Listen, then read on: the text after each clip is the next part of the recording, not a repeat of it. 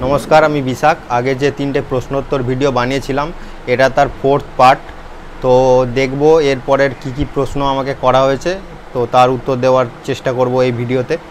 তো দেখব প্রথম প্রশ্ন আছে জয়ন্ত মল্লিক, বলছি দাদা কি তুলি দিয়ে প্রতিমার মুখ রং করব বললে একটু ভালো হতো। তো প্রতিমার মুখ রং করা বা অন্যান্য প্রতিমার কাজের জন্য যে তুলিটা সবথেকে ভালো সেটা হচ্ছে সফট রাউন্ড ব্রাশ। তো সফট রাউন্ড ব্রাশ কোনটা? সফট রাউন্ড ব্রাশ হলো যে তুলিটা একটু নরম টাইপের হবে এবং গোল মুখের হবে। মানে একটা ব্রাশ হয় ফ্ল্যাট ব্রাশ আর একটা হয় রাউন্ড ব্রাশ, মানে যেটার মুখটা গোল, আর ফ্ল্যাট ব্রাশ যেটার মুখটা আপনার চওড়া ধরনের হয়। তো চওড়া ধরনের কাজটা মেনলি দোমেটে করার সময় বেশি ব্যবহার করা হয় বা বেলেমাটি করার সময় বেশি ব্যবহার করা হয়। তো রং করার সময় কিন্তু আপনাদেরকে এই নরম গোল ব্রাশটা ব্যবহার করতে হবে, এটাই সবথেকে ভালো। তো এরপরের প্রশ্ন আমরা দেখব। এরপরের প্রশ্ন করেছেন অপরাজিত দাস। এটা অপরাজিত হবে না অপরাজিতা হবে সেটা আমি বুঝতে পারছি না, আমাকে যদি ভুল বলে থাকি ক্ষমা করবেন। তো প্রশ্ন করেছেন স্মল ঠাকুরের মুখ পেন্টিং ও তার উপকরণ প্লিজ শেয়ার করুন। দেখুন, ছোট ঠাকুর হোক বা বড় ঠাকুর উপকরণ কিন্তু একই লাগে, শুধু পরিমাণে কম লাগে বা বেশি লাগে। উপকরণ একই লাগে এই কারণে, কারণ কাজগুলো কিন্তু আপনাকে একই রকমভাবে করতে হচ্ছে, সেটা ছোট ঠাকুরের কাজই হোক বা বড় ঠাকুরের কাজই হোক। তো যেগুলো লাগবে সেটা হলো আপনার রং লাগবে আর বিভিন্ন সাইজের তুলি লাগবে। তো যদি ছোট প্রতিমা করেন সেক্ষেত্রে 3 কি 4 নম্বর তুলি দিয়ে হয়ে যাবে। আর চোখ আঁকার জন্য একটু ছোট সাইজের তুলি লাগবে, যেমন 00 বা 0 বা 000 ব্যবহার করতে পারেন। আর একটা মাঝামাঝি সাইজের তুলি নিয়ে রাখবেন ওই চোখের সাদা বা ওই ঠোঁটের গোলাপি এইসব রং করার জন্য, বা যে চুলের যে দাগগুলো ওগুলো করার জন্য। তো এই 3 সাইজের তুলির সেট একটা থাকলেই হবে। আর যে রং দিয়ে আপনি রং করতে চাইছেন সেই রংটা চাই। আর তেমন কোনো স্পেশাল উপকরণ কিন্তু ছোট ঠাকুরের জন্য হয় না, ছোট হোক বা বড় হোক সেম উপকরণ লাগে। এরপরের প্রশ্ন দেখব। এরপরের প্রশ্ন করেছেন ভারতী 1। আপনার নাম লেখা নেই, এটা চ্যানেলের নাম মনে হয়। তো আপনাকে অনেক ধন্যবাদ, প্রশ্ন করার জন্য। মূর্তির মধ্যে বার্নিশ করার পদ্ধতিটা একটু বলবেন। বার্নিশ করার পদ্ধতি কিন্তু অনেকবার আলোচনা করেছি, আরও একবার বলে দিচ্ছি আপনাকে। সেটা হচ্ছে প্রথমে আপনাকে অ্যারারুট করতে হবে, মানে অ্যারারুট ব্যবহার করার পর সেটা শুকিয়ে গেলে তবেই আপনি বার্নিশ ইউজ করতে পারেন। না শুকিয়ে কিন্তু বার্নিশ করবেন না, তাহলে হচ্ছে চামড়া ওঠার মতো কিন্তু উঠে যেতে পারে। আর কিভাবে করে তার পদ্ধতিটা কিন্তু আপনি বিভিন্ন ইউটিউবে ভিডিও রয়েছে, আপনি সেটা দেখে নিতে পারেন সুবিধার জন্য। তো এর পরের প্রশ্ন একজন করেছেন, তার নামটা আমি বুঝতে পারছি না। তবে দাদা প্রতিমা রং করার জন্য খড়ি মাটিতে কতটা পরিমাণ তেঁতুল বীজের আঠা দেব? ধরো 500 গ্রাম খড়ি মাটিতে কতটা আঠা দেব যদি একটু ধারণা দাও। আচ্ছা, 500 গ্রাম যদি আপনি খড়ি করেন সেক্ষেত্রে আপনাকে মোটামুটি 200 থেকে 250 গ্রাম মতো এই বিচে আটা অ্যাড করতে হবে। মানে বিচে আটার পাউডার 200-250 নয়, ওইটা ফুটিয়ে রেডি করার পরে তারপরে কিন্তু 200-250 গ্রাম হবে। তাহলে মোটামুটি হিসাব অনুযায়ী যতটা আপনি খড়ি তৈরি করবেন তারপরে মোটামুটি 2/3 অংশ আপনাকে বিচে আটা মেশাতে হবে। এরপরের প্রশ্ন দেখব। এরপরের প্রশ্ন করেছেন দেবাংশু অফিসিয়াল। দাদা 18 ইঞ্চি ও 2 ফুটের মূর্তির জন্য খড়ি মাটি করব না ডিস্টেম্পার রং করব? দেখুন, ডিস্টেম্পার রং আর খড়ি রং দুটো কিন্তু প্রাইমার করার জন্য ব্যবহার করা হয়, কিন্তু সব সময় ডিস্টেম্পার রং ব্যবহার করা হয় না। কিছু বিশেষ ক্ষেত্রেই ডিস্টেম্পার রং ব্যবহার করা হয়। মেনলি এবং বেশি যেটা ব্যবহার করা হয় সেটা হচ্ছে খড়ি মাটির রং। এটা ইউনিভার্সালি ব্যবহার করা হয় এবং সবথেকে বেশি ব্যবহার এই খড়ি মাটির রঙই করা হয়। ডিস্টেম্পার রং অতটা বেশি ব্যবহার করা হয় না। কোনো মানে ধরুন ঠাকুর কাঁচা রয়েছে সেক্ষেত্রে ডিস্টেম্পার রং ব্যবহার করা হয়।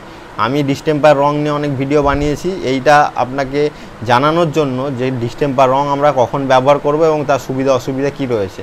এর মানে এই নয় যে আপনাকে ডিস্টেম্পার রং সবসময় ব্যবহার করতে হবে বা তার কিছু স্পেশাল সুবিধা রয়েছে যে আপনি যে কোনো ঠাকুরের ডিস্টেম্পার রং করবেন। তো আপনার কাছে যদি ডিস্টেম্পার রং থেকে থাকে বাড়ির, ধরুন আপনি বাড়ি রং করছেন, সেখানে অনেক ডিস্টেম্পার রং এক্সট্রা হয়েছে, আপনি কোনো প্রতিমাতে ব্যবহার করে সেটা শেষ করতে চাইছেন, সেটা আলাদা ব্যাপার। না হলে কিন্তু আপনি এই খড়িমাটি দিয়েই রং করুন, এটা অনেক ফ্লেক্সিবল এবং আপনার কোনো অসুবিধা হবে না, কারণ এটা সবাই করে, এটা সম্পর্কে ইনফরমেশানও সাধারণ মানুষের কাছে বেশি।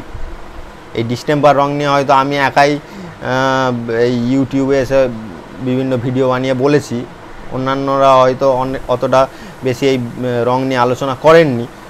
তো তাই জন্য এই খড়িমাটির রঙই আপনি করুন। ডিস্টেম্পার রং তখনই করুন যদি আপনার প্রতিমা কাঁচা থাকে, আর যদি বেশি থাকে তাহলে করতে পারেন। এরপরের প্রশ্ন দেখব। এরপরের প্রশ্ন করেছেন রাজদীপ ট্রাভেল অ্যান্ড স্টোরিজ। তো উনি প্রশ্ন করেছেন, দাদা এই অ্যাক্রেলিক এবং ফেব্রিক কালারকে স্টেনার হিসেবে ব্যবহার করতে পারি তো? প্রথমে আমি এটা বলে দিই যে আমি এরকমভাবে কোনোদিনও ব্যবহার করে দেখিনি, তবে যেহেতু এটা ওয়াটার বেস রং, তো সেক্ষেত্রে আপনি এটাকে স্টেনার হিসেবে ব্যবহার করতে পারেন, মানে খড়িতে একটুখানি রং মিশিয়ে করতে পারেন, তবে তাতে খুব বেশি উপকার হবে বলে আমার মনে হয় না। কারণ অনেকটা ধরুন খড়ি তৈরি করলেন, তাতে আপনি কতটা পরিমাণ আর অ্যাক্রেলিক কালার দেবেন? যদি আপনার কাছে ওই ছোটো কাঁচের শিশিগুলো থাকে, তো আপনি কতটা পরিমাণে অ্যাক্রেলিক কালার ওতে মেশাবেন? তো আপনি সেক্ষেত্রে এই সিস্টেমটা না ফলো করে আপনি নর্মাল পাউডার কালার কিনুন, সেটার সাথে ওই তেঁতুল বীজের আঠা মিক্সড করে রং করুন, সেটাই আপনার জন্য লাভজনক হবে। স্টেনারও কেনার প্রয়োজন নেই, যদি স্টেনার আপনার বাড়ির কাছে কোনো দোকানে আপনি না পেয়ে থাকেন তো। এবং স্টেনার আপনাকে অনেকগুলো কিনতে হচ্ছে এবং তাতে খরচও বেশি, তাই জন্য আপনি এই পাউডার রং ইউজ করুন। আপনাকে এই ফেব্রিক বা অ্যাক্রেলিক কালার মিশিয়ে ওই স্টেনারের কাজ করাতেই হবে এমন কোনো কথা নেই, এবং এটা বেশি ব্যয় সাপেক্ষ বলে আমার মনে হয়। উনি আর একটা প্রশ্ন করেছেন, দাদা পার্ল কালার কোথায় পাবো? এই পার্ল কালার মানে পার্ল ডাস্ট একটা পাউডার পাওয়া যায়, এই পাউডারটা আপনি যে কোনো প্রতিমা তৈরি রং যেখানে পাওয়া যায় সেই দোকানে আপনি এই পার্ল ডাস্ট পাবেন। অন্যান্য কোনো দোকানে গিয়ে খুঁজে আপনার কোনো লাভ নেই, যেখানে প্রতিমা তৈরি হয় তারা এই পার্ল ডাস্ট রাখে, তো আপনি ওই দোকানে গেলে আপনি পেয়ে যাবেন, সেটা গোল্ডেন কালারের হোক বা হচ্ছে সিলভার কালার হোক, তো আপনি ওই দোকানে পেয়ে যাবেন।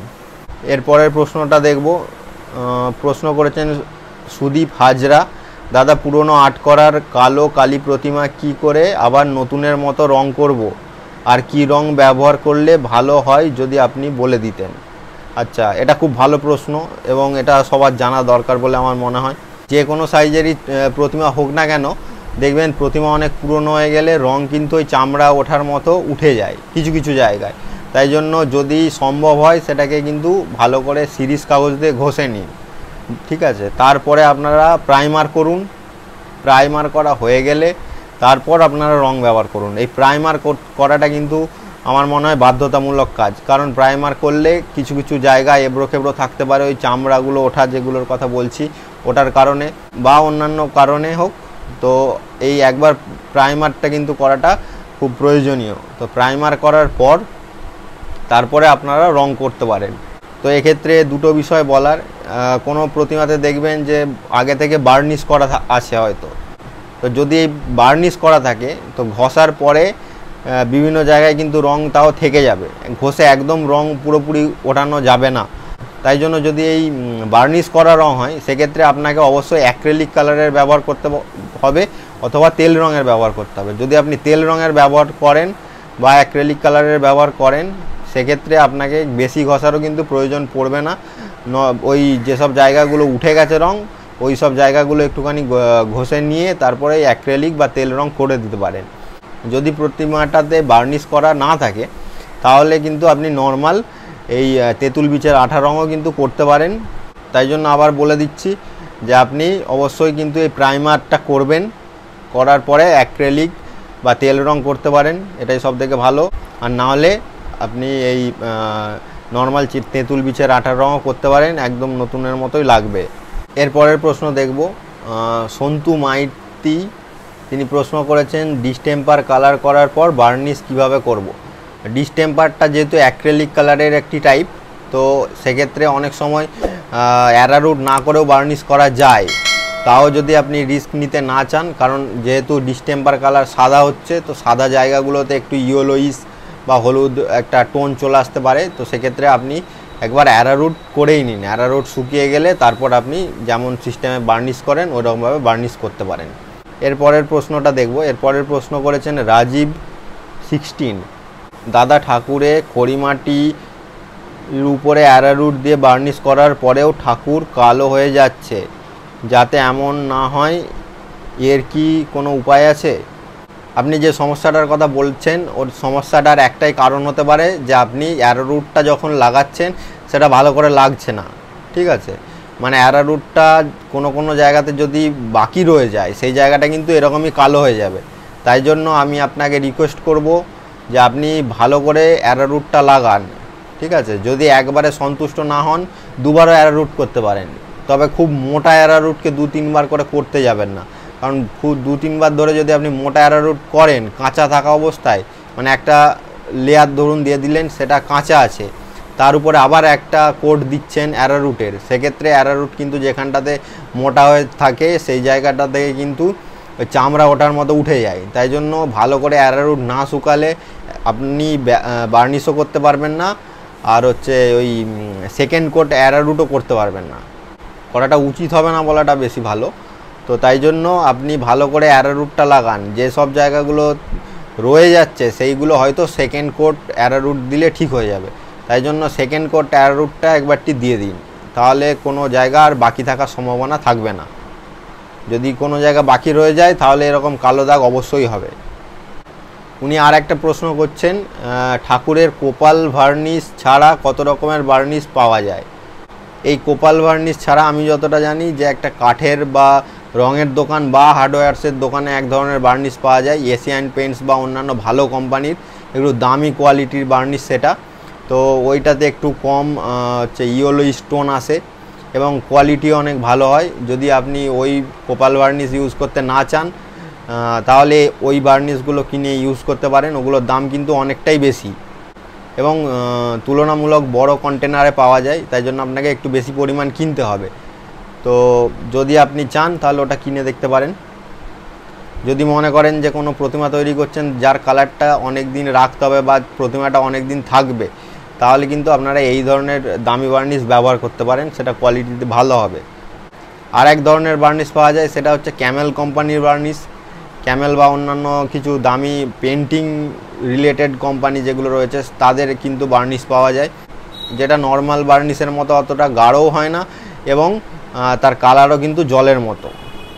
তো আপনারা কিন্তু ওই বার্নিশও ব্যবহার করতে পারেন, তবে ওই বার্নিশে একটু গ্লসি ভাবটা কম আসে তুলনামূলক। তো আমার জানা এই 3 রকমের বার্নিশ পাওয়া যায়। এরপরে আর কি ধরনের বার্নিশ পাওয়া যায় আমার সেটা জানা নেই। তো এরপরের প্রশ্ন দেখব। এরপরের প্রশ্ন করছেন রাধামোহন নাথ। তো উনি প্রশ্ন করেছেন অ্যাক্রিলিক কালার করার আগে কোন প্রাইমার করতে হয়? অ্যাক্রিলিক করার আগে আপনি নর্মাল খড়িও করে প্রাইমার করতে পারেন, তবে আপনি যদি খড়ি আলাদা করে না করতে চান সেক্ষেত্রে যে অ্যাক্রিলিকের সাদা রঙটা হয় ওই সাদা রঙটারই একটু জল দিয়ে গুলে, মানে একটু থিকনেস কমিয়ে সেটাকে আপনি প্রাইমার হিসেবে ব্যবহার করতে পারেন। খুব বেশি গাঢ় যেন না হয়, খুব বেশি গাঢ় হলে কিন্তু তাতে তুলির দাগও বেশি হবে, আর হচ্ছে বেশি মোটা লেয়ার পড়লে অ্যাক্রিলিক কালার কিন্তু ওই চামড়া ওঠার মতো ছেড়ে উঠে যেতে পারে। তাই জন্য আপনি এই 2 রকম পদ্ধতিতেই করতে পারেন। এরপরে একজন কমেন্ট করেছেন যে দাদা একটি তুলি চালানোর সঠিক পদ্ধতি নিয়ে ভিডিও বানান। দেখুন, তুলি চালানোর তেমন কোনো বিশেষ পদ্ধতি হয় না।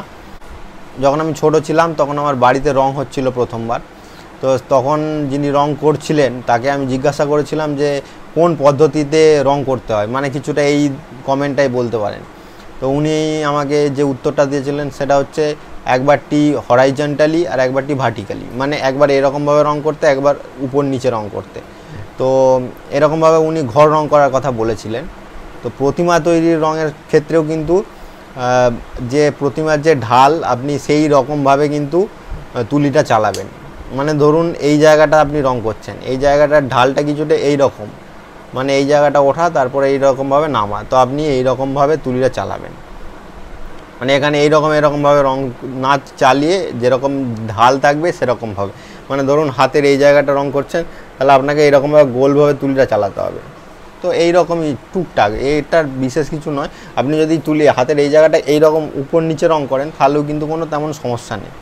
তো এরকমভাবেই আর কি, বিশেষ কিছু পদ্ধতি নিয়ে ভিডিও বানানোর মতো বড় বিষয় এটা নয়। আর এটা নিয়ে এত বেশি চিন্তাভাবনারও করার প্রয়োজন নেই, শুধুমাত্র খেয়াল রাখলেই হবে যে প্রতিমার গায়ে যেন তুলির দাগটা কম হয়, ঠিক আছে, এটা হলেই হবে। এরপরের প্রশ্নটা দেখব। এরপরের প্রশ্নটাতে করেছেন, দাদা আমি উজ্জ্বল দ্বীপ, বিস্তারিত আলোচনা করার জন্য আপনাকে অনেক ধন্যবাদ। ধন্যবাদ আপনাকে। আমার একটা প্রশ্ন আছে, তেঁতুল বীজের আঠা আর ফেভিকলের কাজ কি এক? প্লিজ বলুন, উত্তর পাওয়ার আশায় রইলাম। উনি আরও একটা কমেন্ট করেছেন, দাদা তেঁতুল বীজের আঠা আর ফেভিকল দুটোরই কি কাজ এক? দয়া করে একটু বলুন। তো দুটোই আঠা, ঠিক আছে, যদিও দুটোর নেচার কিছুটা একই রকম, তারপরেও কিন্তু দুটো জিনিস দুটো রকমের কাজের জন্য ব্যবহার করা হয়। যেহেতু ফেভিকলকে কিন্তু জলে মেশানো যায়, তাই জন্য আপনি ফেভিকলকে কিন্তু রং তৈরির কাজে ব্যবহার করতে পারবেন না কিন্তু এমন না, কিন্তু রং তৈরির যে প্রক্রিয়া তাতে কিন্তু এই তেঁতুল বীজের আঠাটাকেই স্ট্যান্ডার্ড হিসেবে ধরে ব্যবহার করা হচ্ছে এতদিন ধরে। আপনি যদি চান এক্সপেরিমেন্ট করার জন্য, সেক্ষেত্রে আপনি করে দেখতে পারেন। আমার ধারণা অনুযায়ী এটা হতে পারে, কিন্তু যেহেতু আমি কোনোদিনও এই পদ্ধতি অ্যাপ্লাই করে দেখিনি, তাই জন্য আমি আপনাকে 100% গ্যারান্টি দিয়ে বলতে পারবো না যে এটা খুবই ভালো একটা অপশান হবে। তাই জন্য যদি আপনি এক্সপেরিমেন্ট করতে চান তাহলে করে দেখতে পারেন, আর নাহলে আমি বলবো যে আপনি নর্মাল যে স্ট্যান্ডার্ড পদ্ধতি রয়েছে সেই পদ্ধতিটাই ব্যবহার করুন। এই রকমভাবে ফেভিকল দিয়ে না করলেও চলবে। আবার হয়তো এমনও হতে পারে যে ফেভিকল দিয়েও অ্যাক্রেলিক কিছুটা টাচ পাওয়া যাচ্ছে, তো সেটা পরের ব্যাপার, যদিও আমরা করিনি, তাই জন্য আপনাকে এটার উত্তর একদম গ্যারান্টি সহকারে বলতে পারছি না যে এটা খুব ভালো অপশান হবে। এরপরে একজন কমেন্ট করেছেন, দাদা একটি ঠাকুরের মুখের ছাঁচের প্রয়োজন, কোথায় পাবো একটু বলতে পারেন? বললে সুবিধা হতো, দয়া করে একটু বলবেন। দেখুন, আমি যেসব ছাঁচগুলো বানাই সেগুলো আমাদের নিজেদের কাজের জন্যই হয়, তাই জন্য আমরা নর্মালি ছাঁচ কিন্তু বিক্রি করি না, এবং অনেক শিল্পী রয়েছেন যারা কিন্তু ছাঁচ বিক্রি করেন না। আবার এমন অনেক শিল্পী রয়েছেন যারা ছাঁচ বিক্রি করে। ইদানিংকালে সোশ্যাল মিডিয়াতে বা ইউটিউবেও আমি অনেক জায়গায় দেখেছি যারা বিভিন্ন ধরনের মুখের এবং অন্যান্য গয়না বা কলকার ডাইস তারা কিন্তু আপনার বাড়িতে একদম পোস্ট করে দেবেন বা পৌঁছে দেবেন। তাই জন্য আপনারা তাদের সাথে যোগাযোগ করতে পারেন। এরকমভাবে কোনো একজনের নাম স্পেসিফিক্যালি বলা সম্ভব হবে না আপনাকে, বা বলাটা উচিত হবে না এই প্ল্যাটফর্মে দাঁড়িয়ে। তো তাই জন্য আপনারা বিভিন্ন ফেসবুকের গ্রুপ বা ইউটিউবে আপনি সার্চ করে দেখতে পারেন, ওখানে অনেকে এইসব ছাঁচ বিক্রি করে থাকেন, তো তাদের কাছ থেকে আপনি কিনতে পারেন যদি আপনি নিজে না বানাতে চান। তবে আবারও আমি বলতে চাই, এর আগেও আমি একটি ভিডিওতে বানিয়ে বলেছি কিভাবে ছাঁচ পাওয়া যায়, আপনি অবশ্যই সেই ভিডিওটা দেখুন। এরপরে আপনি সবথেকে যেটা ভালো হবে সেটা হচ্ছে আপনি নিজে একবারটি প্র্যাকটিস করে দেখুন। নিজে প্র্যাকটিস করে শেখার থেকে ভালো আর কোনো অপশান হতে পারে না। এরপরে একজন কমেন্ট করেছেন, প্রশান্ত বাউরি, মূর্তি তৈরির মাটি কোথা থেকে কিনবো, কোথায় কিনতে পারবো? দেখুন, প্রতিমা তৈরির মাটি নর্মালি আপনি যদি গ্রামে থাকেন তাহলে খুব সহজেই নদীর ধার এবং জমির মাটি আপনি কিন্তু পেয়ে যাবেন। তার জন্য আপনাকে এক্সট্রা করে টাকা দিয়ে কেনার কোনো প্রয়োজন পড়বে না। তবে যদি শহরের দিকে থাকেন সেক্ষেত্রে কিন্তু মাটির এই একটা শর্টেজ থাকে, সব জায়গাতে মাটি পাওয়া যায় না। তো সেক্ষেত্রে আপনি যদি যেখানে প্রতিমা তৈরি হচ্ছে সেখানে গিয়ে যোগাযোগ করেন তাহলে ওনারা কিন্তু আপনাকে বলে দিতে পারবে যে কোথায় বা কোন লোক প্রতিমার মাটি বিক্রি করেন। কারণ এই সব জায়গাগুলোতে কিন্তু প্রতিমা তৈরির মাটি বাইরে থেকে কোনো একটি লোক দিয়ে যান, মানে গাড়িতে করে মাটি কিন্তু আসে। যেমন কুমারটুলিতেই আমি দেখেছি বিভিন্ন এরকম এজেন্ট টাইপের লোক আছে, তারা কিন্তু বিভিন্ন শিল্পীর কাছে মাটি পৌঁছে দেন টাকার বিনিময়ে। তো ওনাদের সাথ থেকেও আপনি মাটি কিনতে পারেন। আর যদি খুব কম পরিমাণের মাটি দরকার হয় তাহলে আপনি কিন্তু ওই সব শিল্পীগুলোকে টাকা দিয়ে ওনাদের কাছ থেকে কিছুটা পরিমাণ মাটি আপনার যতটা প্রয়োজন সেটাও আপনি কিন্তু কিনে নিতে পারেন, সেটাই আপনার জন্য ভালো হবে। এছাড়াও কিন্তু অনলাইনেও মাটি পাওয়া যায়, কিন্তু আমি অনলাইনে কোনোদিনও মাটি কিনিনি, তাই জন্য এই মাটিগুলো কী ধরনের হয় সেটা সম্পর্কে আমার কোনো ধারণা নেই। তো আমি বলবো যে আপনি ওই শিল্পীদের সাথে যোগাযোগ করুন যদি আপনার বাড়ি শহরের দিকে হয়, ওনারা আপনাকে সবথেকে ভালো মাটিটা দিতে পারবে। তো এতদিনে আমার কাছে যে প্রশ্নগুলো এসেছিল তার উত্তর দেওয়ার চেষ্টা করলাম এই ভিডিওতে। আরও কিছু এখানে কমেন্ট রয়েছে যার উত্তর বা রিপ্লাই আমি দিলাম না, কারণ আমার ইচ্ছা আছে তাই সেগুলো নিয়ে আমি পরে অন্যান্য বড় ভিডিওতে ডিটেলসে আলোচনা করব। তো এরপরেও যদি আপনাদের কোনো প্রশ্ন থেকে থাকে তাহলে আপনারা অবশ্যই কমেন্ট করে আমাকে জানাবেন, আর তার উত্তর দেওয়ার চেষ্টা করব আমি নেক্সট প্রশ্নোত্তর ভিডিওতে এরকমই। যদি আমার কাজ আপনাদের ভালো লেগে থাকে তাহলে অবশ্যই চ্যানেলটিকে সাবস্ক্রাইব করুন যারা এখনও করেননি, আর পাশে থাকা বেল আইকনটিকে অবশ্যই ক্লিক করে রাখুন যাতে আমার ভিডিওর নোটিফিকেশানগুলো আপনারা টাইম মতো পেয়ে যান। আর ভিডিওটিকে অবশ্যই লাইক করুন, আর যদি কেউ এই বিষয়ে ইন্টারেস্টেড হন তাহলে তাদের সাথে এই ভিডিওটি অবশ্যই শেয়ার করুন। তো আজকের মতো এইটুকুই, নমস্কার।